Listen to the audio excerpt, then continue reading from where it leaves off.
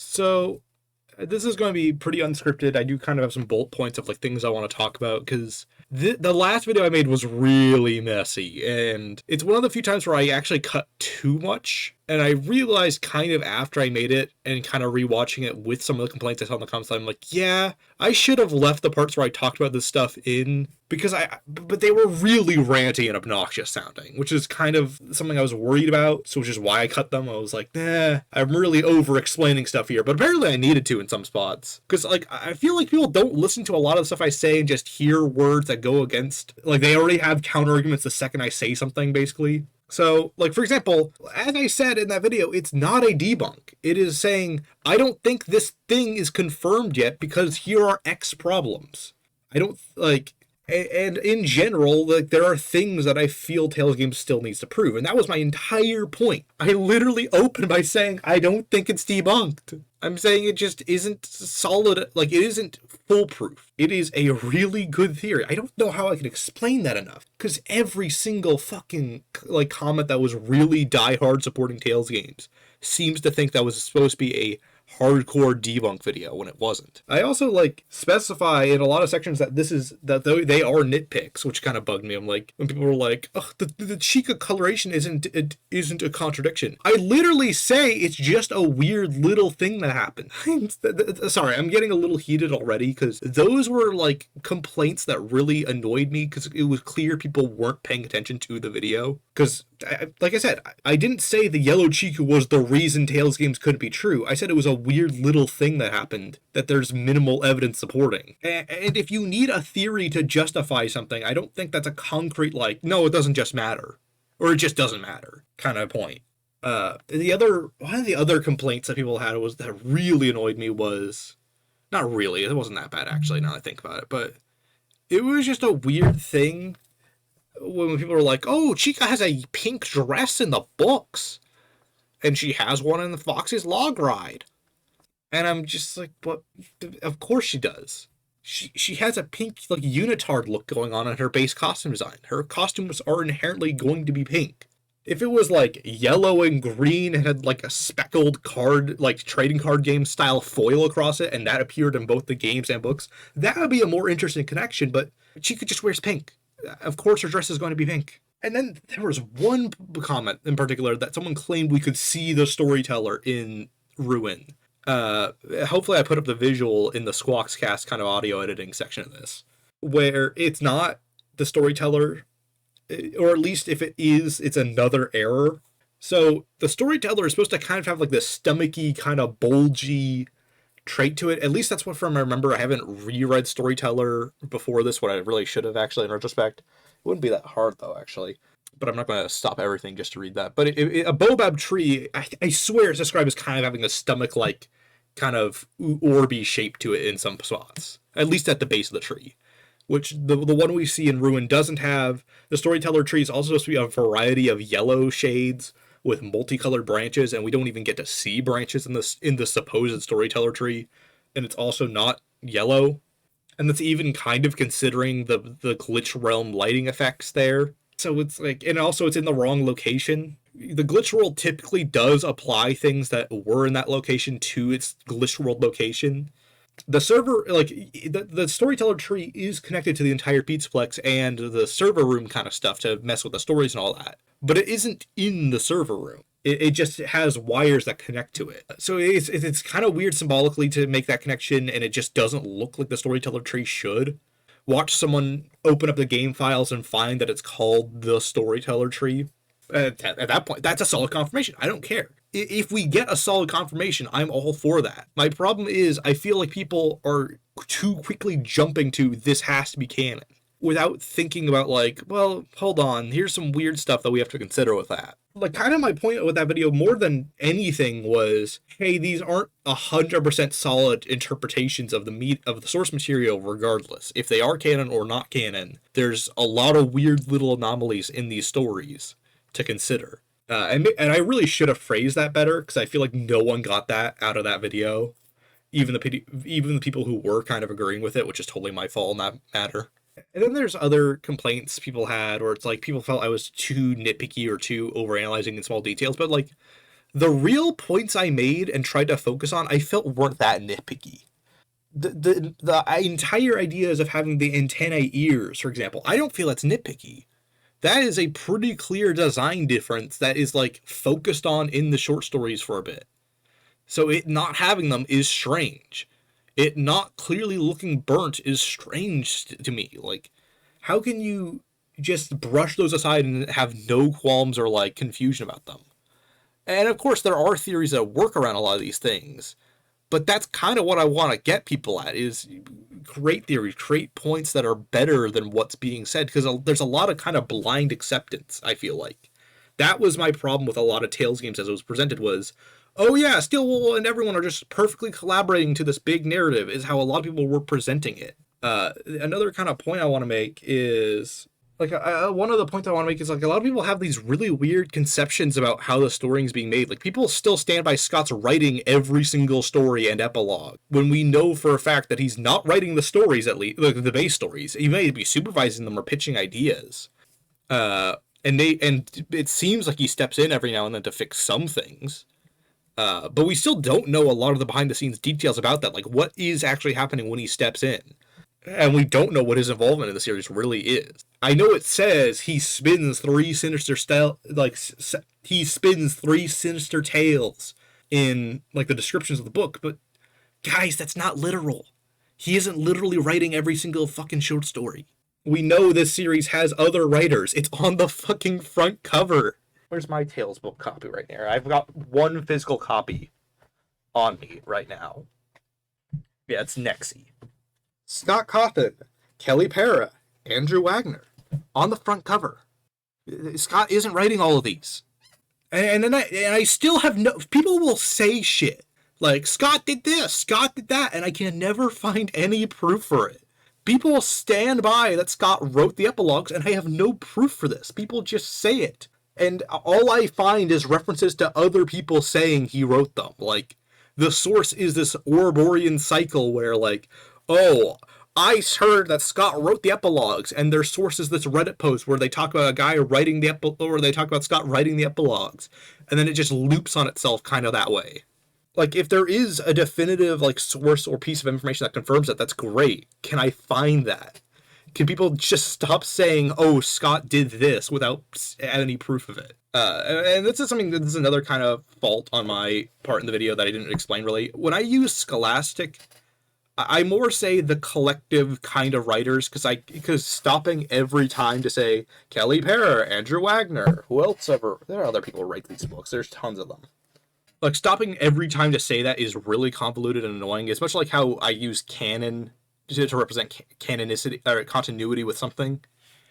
I don't literally just mean canon. I mean, like, oh, in the continuity. In the same way, Scholastic to me represents the idea of all the writers who are not Scott stepping in to do things. And frankly, it shows a quality standards in what's being published by Scholastic that's not too great in a lot of regards. Because I'm willing to bet the Scholastic offered some of the writers we have to make some of the media we have. What other points really kind of acted up to me where I'm like, that's not really a good counterpoint? Sometimes people get, like I said, people were really upset with me nitpicking stuff, and it was like, I don't think the Mimic turning into a spider that's described as alien-like is a nitpick. I feel like if that's a defining feature of it, it should be expanded or represented more. Or at least should be in the character design. Like, if they said, like, black orbs and goo and all that shot out of its body to make the limbs, that implies, like, agony or supernatural powers kind of to it, which could justify it more to me. But it doesn't do that. It's like they said, they represent it like a transformer that can do anything. And the character design we see in the base game doesn't represent that. The thing we see it do in Ruin is just put on a costume. And yeah, its scale doesn't perfectly fit, and there's some design inconsistencies, but like I say in that video, it's still pretty clearly the Mimic. Whereas, like, then you have stuff like Burntrap and the Mimic where it's like, what was going on there? Especially since in some ways the Mimic is a little less detailed than Burntrap is, so it's like, why did they kind of take a step back in character design there? There's so many things I'm wondering about there. If they were meant to be the same character, I kind of my take actually I'm leaning towards more now more than anything is that all right. So the mimic is sealed prior to everything, like in Security Breach's story arc. Right. That is kind of my stance on it. Like, so it was already sealed in concrete. That's what Gregory's talking about when he says it's been down there for a long time. Which, whether that's Gregory or the mimic, theory versus theory there. That still means it's still true because both of them should know that under both scenarios' logic. Either the mimic saying that or not. Like, that's the interesting thing about that is we shouldn't disregard any of that info because we have no reason to believe the mimic is lying there. Other than, unless we make this assumption that it somehow manipulates Cassie better by lying, I don't know. Anyway, let's say that's what it's talking about. I think that's what I think it's talking about there. And then Burntrap, or whatever its equivalent was. So but before that, it's scanned into the Help Wanted VR games. It starts absorbing Afton and Springtrap's personality through all those events, and that creates Glitchtrap. That's why he has the spring bonding motif only in the Help Wanted version of it. So that is Mimic AI versus Mimic Body at this point. And that becomes Glitchtrap. So Glitchtrap is kind of his own character, but kind of still the Mimic in some way. And the Mimic goes through Vanessa and Gregory, and I think they start working on building Burntrap out of what remains of Springtrap in the FNAF 6 Fire location. Other random endoskeletons such as the Glam Rocks and apparently the Nightmares somehow, which only really works if the FNAF 6 pizzeria is somewhere close to where the FNAF 4 locations are. Like Fredbear's and the FNAF 4 house and the FNAF 4 gameplay house. That only really works in that theory, but the point is that explains how they would get the Nightmare parts if the Nightmares have some real counterpart. Or maybe they just felt like sharpening down limbs and stuff and making a metal spine. Or whatever. And that leads to Burntrap existing. So Burntrap is just Glitchtrap downloaded in a new body. I think that's all Burntrap is. And after the Princess Quest ending, I think Vanessa and Gregory go back to try and clean up some loose ends, and I think after the Princess Quest ending, they go back and do something that gets rid of Burntrap. Like, oh, well, we destroyed our oppressor, and now we're going to leave everything here to rot, so it stops attacking. And so, like, in a way, the Burntrap ending still happens, but, like, it's a way for them to write out Burntrap without completely retconning its existence. At least that's my take, because he still has the pod there. And the pod that's empty really bugs me, because it implies something did happen. And that would also, this is something I considered making another video, is Burntrap just kind of breaks a lot of rules if he's retconned. Typically in FNAF, when alternate endings happen, they still have the potential to happen. They are just as plausible as the main game, they just are not the events that do happen. So, like, Happiest Day versus the bad ending. Like, it's just as possible the spirits never get freed, but it's implied, at least in the original version of FNAF 3, that they do end up being freed and moved on. Same thing with the fake ending in Sister Location. It is just as possible that Mike goes to the secret room as him going to the scooping room, but the real version of events is the scooping room. Like, that secret room still exists. All of that information in it still exists. Mike just canonically doesn't go there. And FNAF 6 is the same way. Like, the insanity ending, all of its information still exists. Mike just never does it. Or at least he never activates that secret information or whatever to be lobotomized. Not that he has a brain to really be lobotomized with.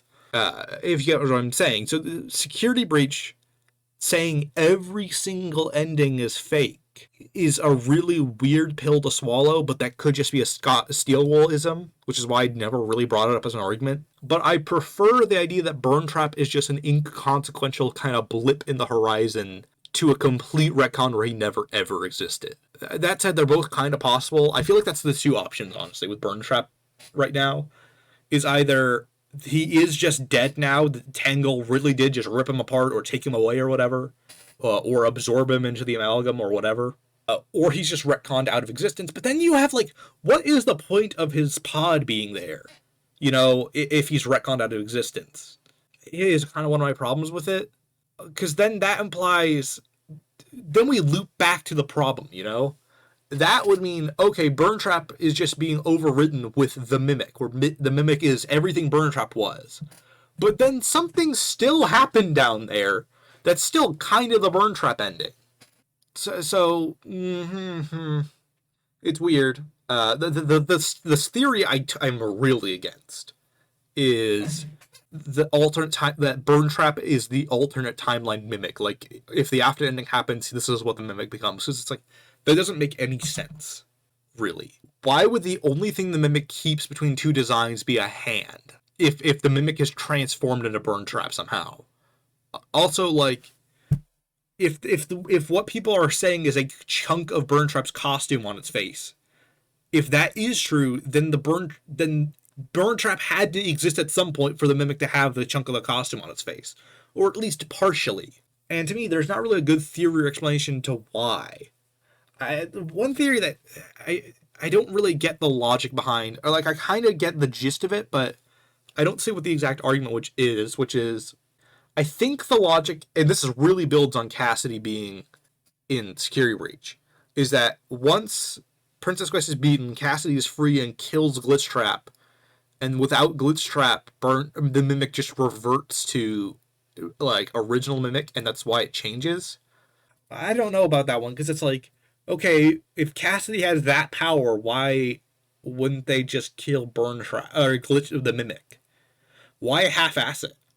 That's always been my problem with the Cassidy theories, is like, it requires such an arbitrary levels of like start and stop to their character. Like, what are their abilities and what aren't there?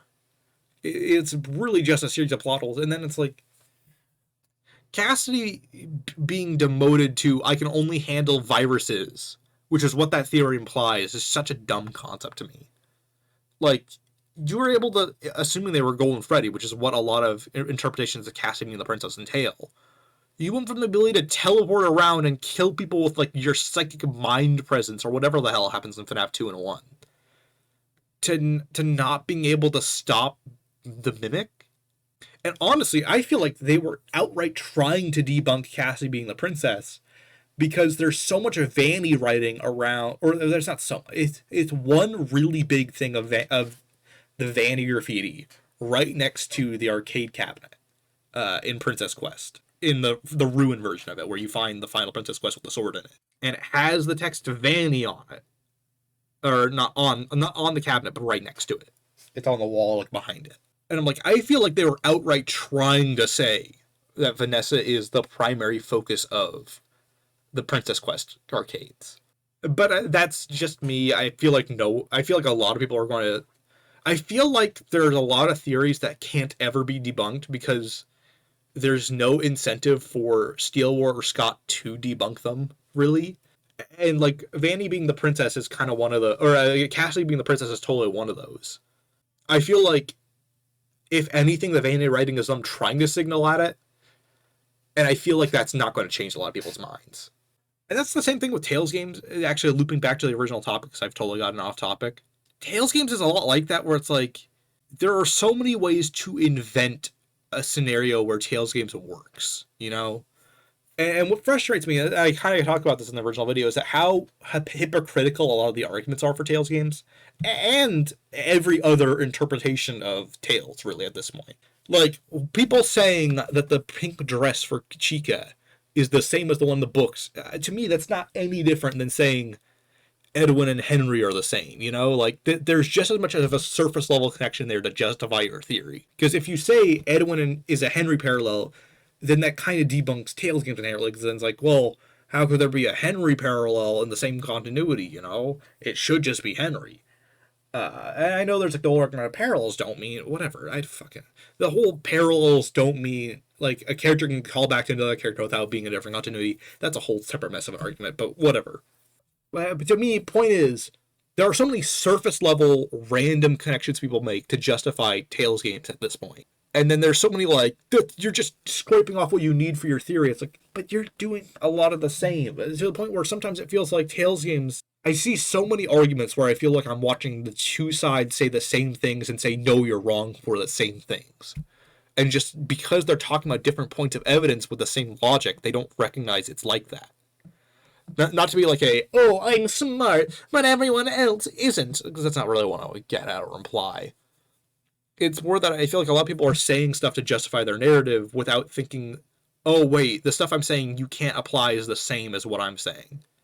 Like, people, like I said, one of the running complaints I saw in the comments was like, oh, you're nitpicking too much in the models and character designs. But it's like, I'm not really picking small details, really. It's like an entirely different character design, including flesh and a rabbit costume, versus one that has nothing like that. And it's like, is that nitpicking? Really?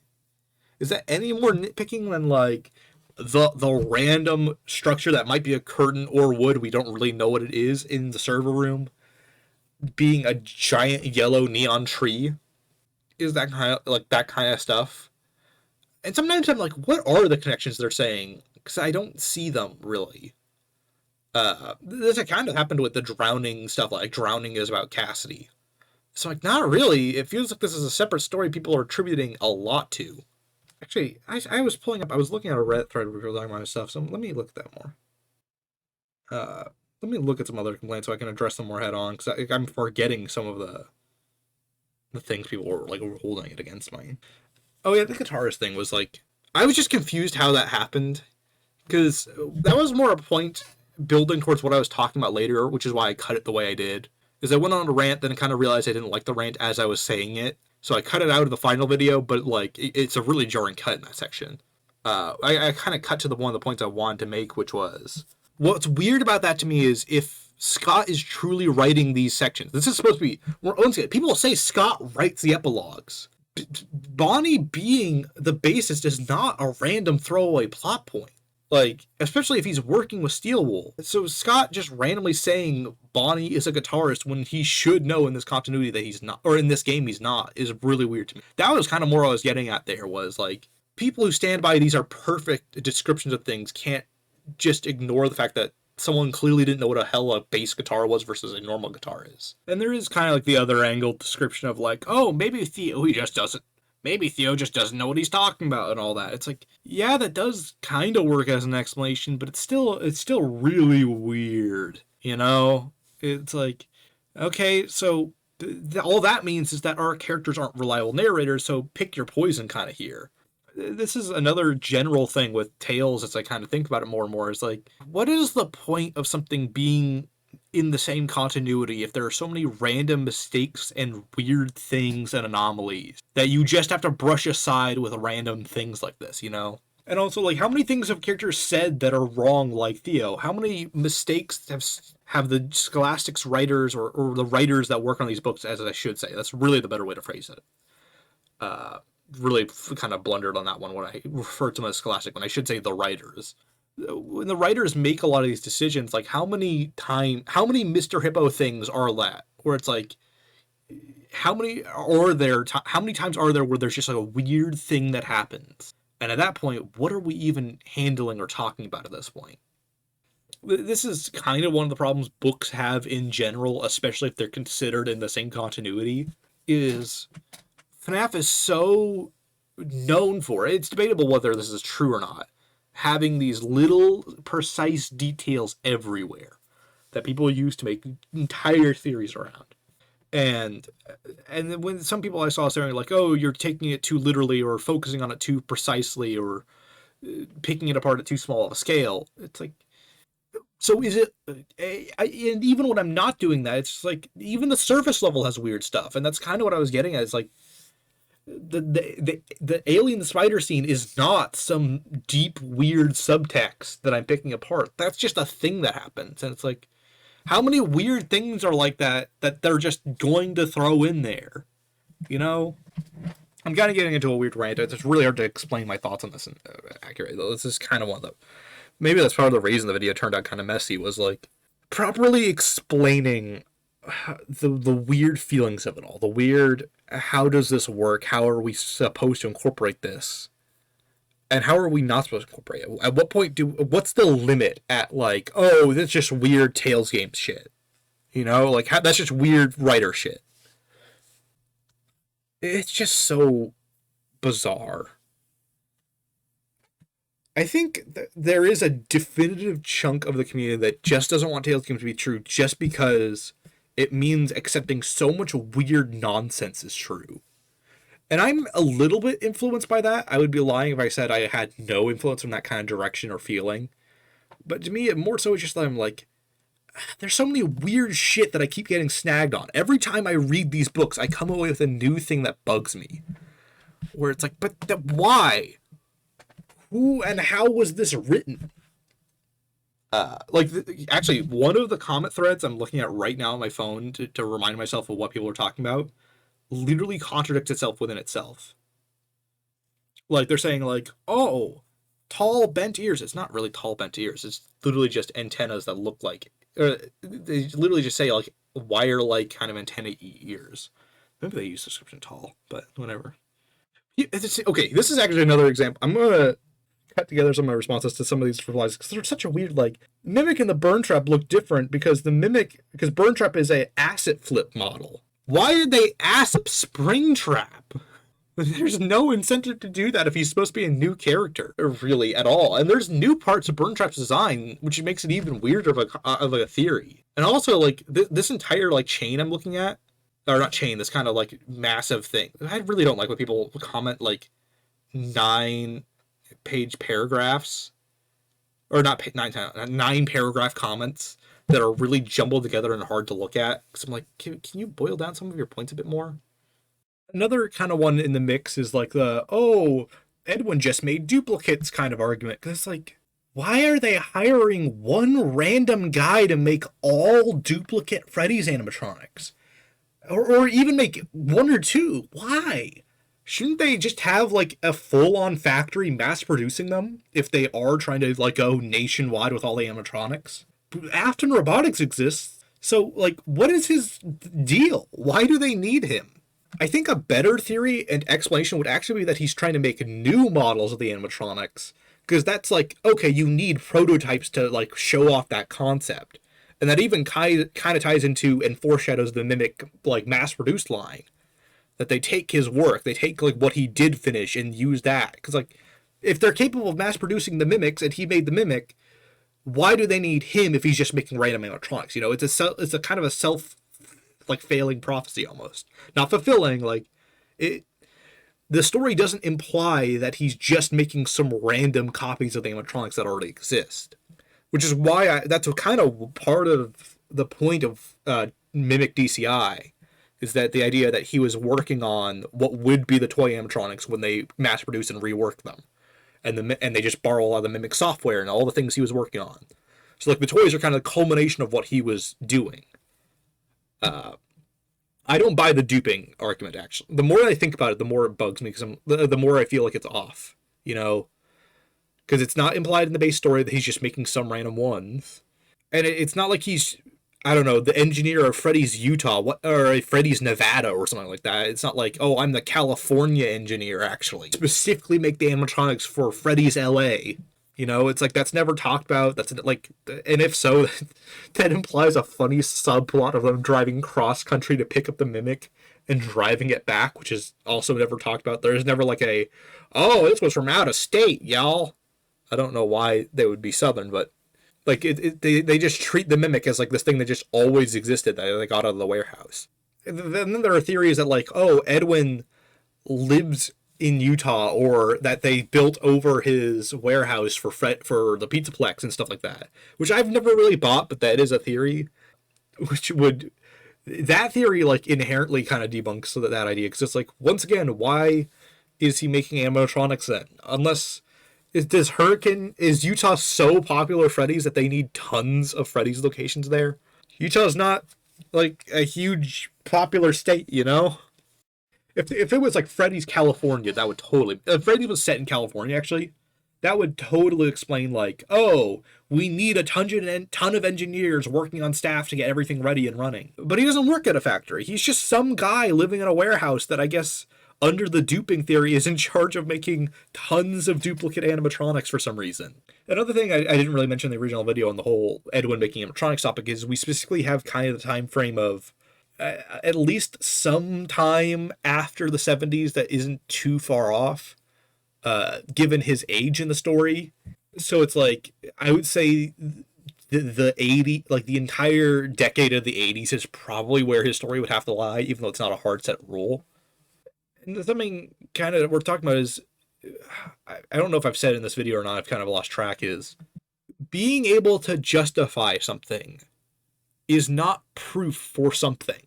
If I can justify a scenario where my theory is true, it doesn't make it more true. It just means your problem with it isn't as strong. And that goes both ways. And that goes for like problems with theories. So just because you can justify a situation where this thing that seems like an error isn't an error, it just means the argument isn't as strong that it is an error, but it doesn't mean it's not an error, you know, like, or it doesn't mean it can't be an error. It means, oh, here's a situation where it wouldn't be. But you can't argue that as like definitive, nope, there's no problems here, nothing wrong. And also it depends, like that in itself is a theory addressing a problem with a theory, which is really weird and kind of several mealy layers down. But that's worth considering and thinking about, is like, how good is your response and justification for that? How believable is that? How many, like, does that not require too many layers of jumping and rationale to explain everything?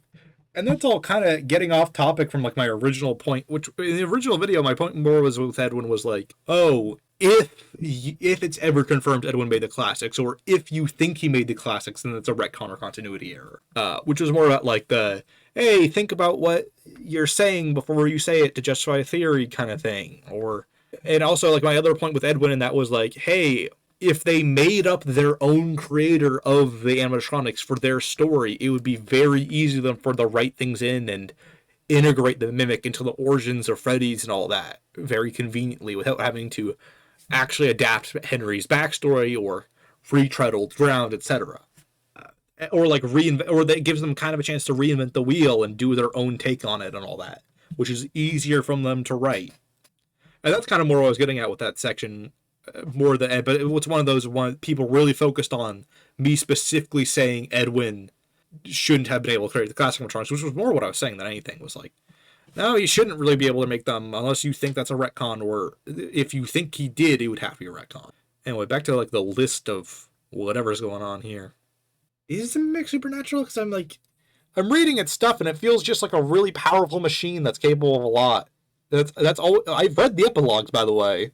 I've mostly skimmed them, and like sometimes I kind of zone out because there's a lot of repetitive things of like X character does this and walks to another room. Wow. But I've really focused in on the mimic sections, and it's like it really just feels like a powerful AI doing like physically hard to do things. It doesn't ever feel like it's presented as a truly supernatural chimera. And then they like justify it like, oh, Mangle and Molten Freddy can exist. Yeah, characters who are clearly presented as torn apart and like put together with multiple limbs. Whereas we look at the mimic's design in Security Breach or in Ruin, it doesn't look like that.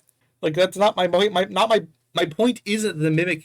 The idea of a spider is impossible, or that there's no character designs like that. My point is that the mimic doesn't look like that.